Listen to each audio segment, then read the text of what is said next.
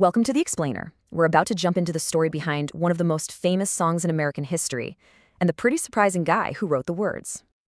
I mean, you know this song, we all do, but have you ever stopped to think about who actually wrote those words? Because the story behind them, wow, it's way more complicated and fascinating than you'd probably guess. The answer takes us on this incredible journey through American history. It's a story that ties together a Revolutionary War hero, this huge cultural rebirth in the South, and a masterpiece that, even today, gets people talking and arguing. All right, let's get into it. The man we're talking about is Du Bois Hayward. His life and his work are just completely wrapped up in the story of the American South. So, who was Du Bois Hayward? Well, he was a novelist and a poet, and he's the guy who created Porgy. Now, his 1925 novel, also called Porgy, became the foundation for the opera everyone knows, Porgy and Bess.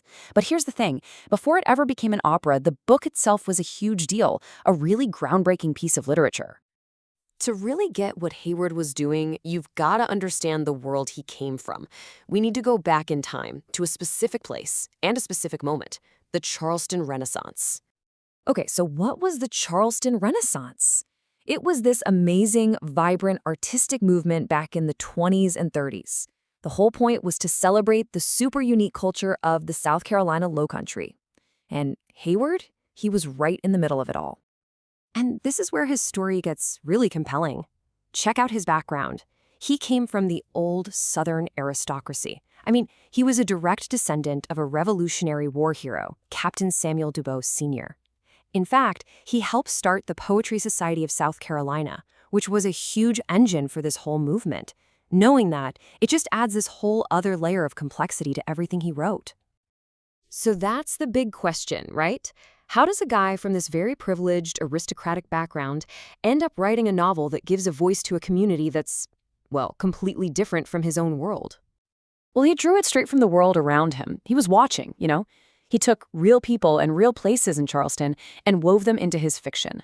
The famous Catfish Row in the story, that was based on a real tenement called Cabbage Row. And the character of Porgy himself was inspired by a real person, a disabled man named Samuel Goat Smalls. He was literally writing what he saw, and that's what gave the story such a powerful, authentic feel. And you have to understand, when this book came out in 1925, it was totally groundbreaking. I mean, think about it. At that time, most portrayals of Black characters in literature were just flat, full of stereotypes. Hayward's novel came along and offered this serious, empathetic perspective that was it was almost unheard of.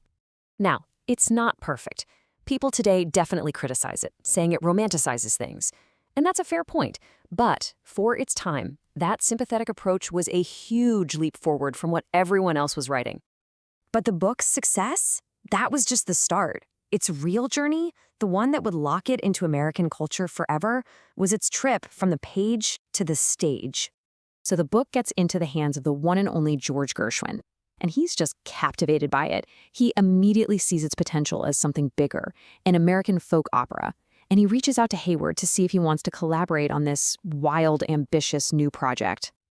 And this is how it all happened. You can really break down the transformation into 4 main steps. First, of course, you have Hayward's novel.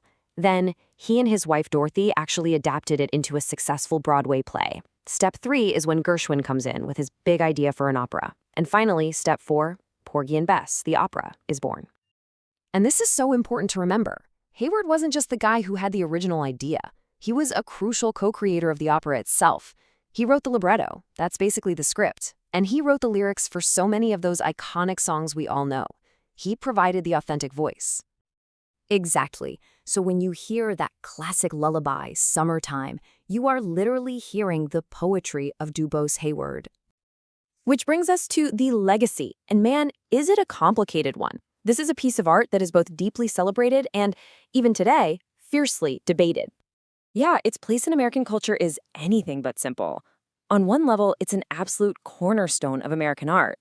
But at the same time, it brings up all these tough questions about who gets to tell whose story. You know, questions about representation in art. You can really boil down the whole controversy to these 2 sides. On the one hand, for its time, it was a groundbreaking portrayal. It gave a serious, empathetic look at a Black community and an international voice.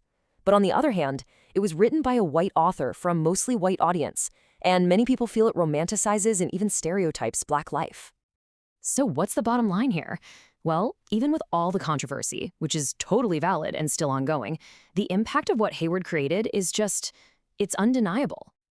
I mean, just think about the incredible irony here. A son of the old Southern aristocracy creates this work that gives a massive, global voice to the very community his own ancestors had once enslaved. It's this profound, complicated loop in history that really says so much about America itself. And maybe that's the real question at the heart of Hayward's legacy. Can a piece of art ever truly escape the perspective of the person who made it? It's a question that makes us look at that complicated, sometimes uncomfortable relationship between the artist, the art, and us, the audience that's still trying to figure it all out, long after the music has stopped.